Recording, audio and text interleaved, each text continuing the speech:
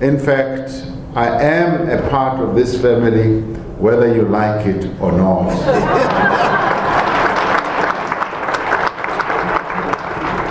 I'm a recipient, so I shouldn't be too long in speaking. I just want to mention two things that have to do with this. Comrade James Motlatsi spoke about politics. I am going to speak about education and mine workers. When we were organizing mine workers into the NUM, we kept on going to the mine bosses and saying to them, amongst your workers, there are many who want to go to school. There are many who do not want to end up as machine operators, as loader drivers underground, as winch drivers, and so forth and so forth. There are many who want to upgrade their education.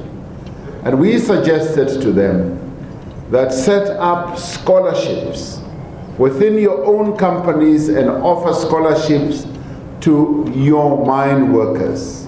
Identify them, find them, and send them to either technicons in those days or to universities.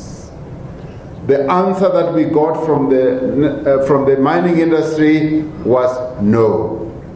They did not see mine workers as being people who could get higher educational qualifications, such as being a mining engineer, such as being a person who can work with say, the architecture of the underground workings of a mine, such as being a well-trained mechanic, and so forth. Also such as being a real certificated miner. They did not see their way clear. What we then thought we should do, we decided to do two things. We decided that we were going to send mine workers to Cuba for training. We identified, was it 10 or 20? We identified 20 mine workers, and we found them in the various branches of the NUM and sent them to Cuba to go and learn mining in Cuba. This followed a visit that Comrade James Motlatsi and I had to Cuba, and where we formed very good relationships with the workers' organization there. We sent these 20 mine workers to Cuba.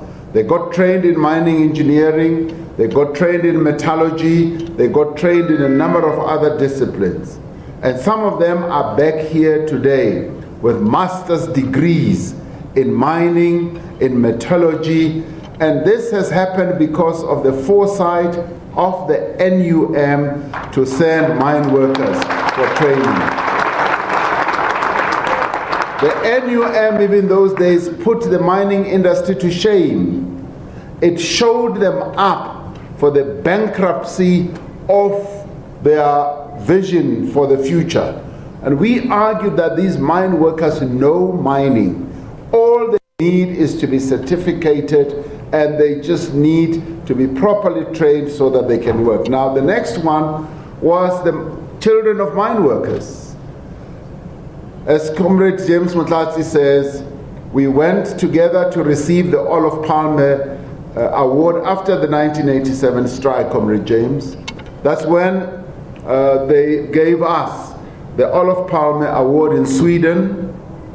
That was after the death of Olof Palme himself was assassinated. We got 30,000 kronas. And we then decided that this is not money for me, as Cyril Ramaphosa, much as the award was for me, who was General Secretary then. We decided that this is money that should go to mine workers. And we decided that we would put it in the J.B. Marks Education Trust Fund. And that is where the money went, and that was the foundation stone that we put in place to have this 1,016 graduates that we are celebrating today. I want to end by saying the NUM is one organization that has been built on a solid foundation. Solid foundation as the rock of the mines that mine workers work in. It's a union that has withstood really devastating tremors, not only in the mines, but also in terms of its own organization. This union is a strong union. It has produced good leaders. It has got good systems.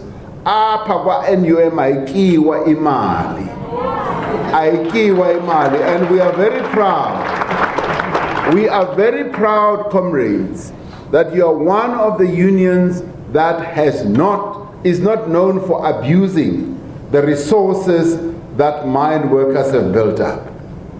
We, as we watch from outside, are continuously proud of the fact that, one, there is no corruption that we hear about in the NUM.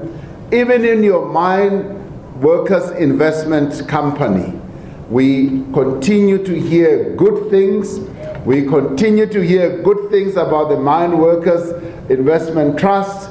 We continue to hear good things also about the JB Marks, the college.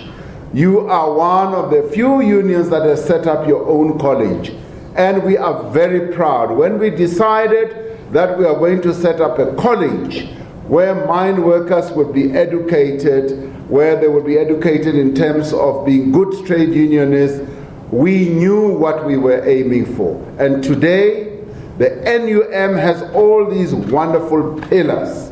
The pillars, Comrade Spunzi, that are going to sustain this union going forward, in spite of all the challenges that you are facing at the moment.